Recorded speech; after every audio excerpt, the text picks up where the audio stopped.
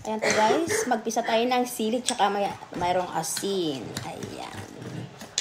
Dahil ang gagawin po natin guys ay kakain po tayo ng ratan. Ang maasim na ratan guys. Ayan. Ito po ang ating kakainin guys. Ayan siya. Ayan. Salamat po sa nagbigay nito guys. Shout out sa iyo, Ma'am Marilyn Perez. Ayan. Ito ang sausawan po natin. Ay, tara na. Attack na kayo dito, guys.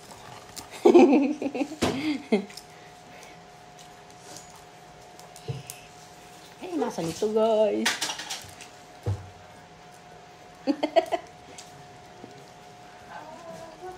Nasamahan nyo ako, guys, na kumain itong ratan. Ayan. Sausaw po natin dito, guys, to. Sa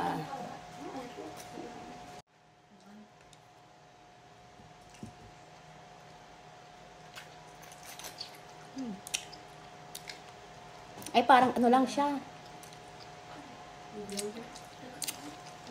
Alam mo yung sampalok na ano guys. Yung hinog na. Yun.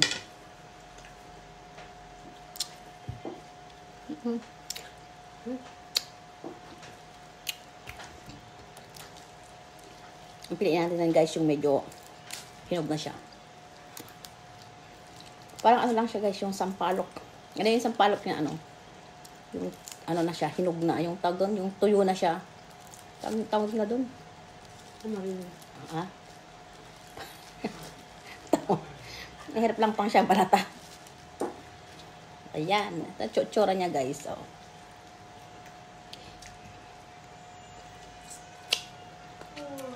Try natin tong hindi siya ano.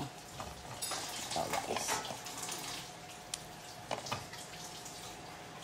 Hirap lang siyang balatan guys.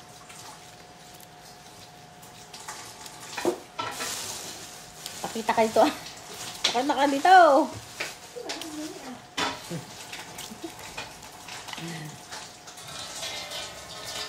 Ayan po ang ano niya laman. So natin dito sa may asin tsaka sili.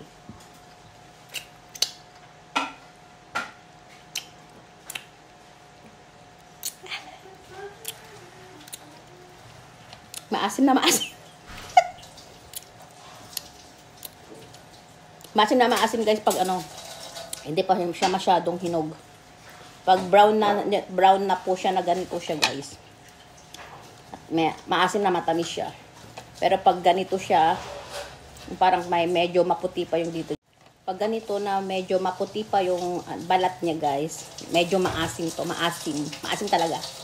Pero pag brown na siya, yung parang ganito na siya guys, yung brown na.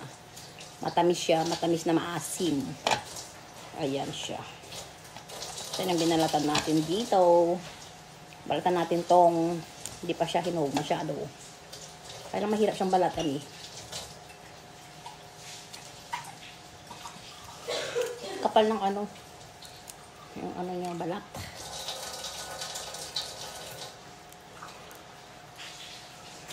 Ayan. Itsura niya guys. So.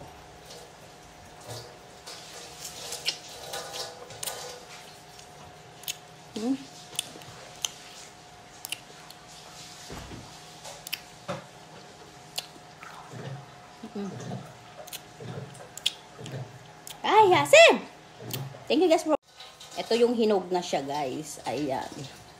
Ganito yung tsura ng laman niya. Brown. Tapos yung balat niya, ayan o. Ganito yung balat niya. Pero pag puting-puti pa yung balat niya guys, hindi pa siya masyadong hinog.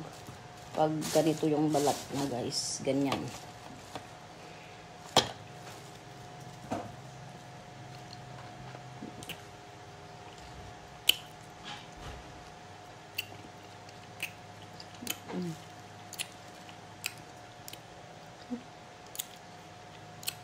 Ayan po guys. Thank you guys for watching. Bye.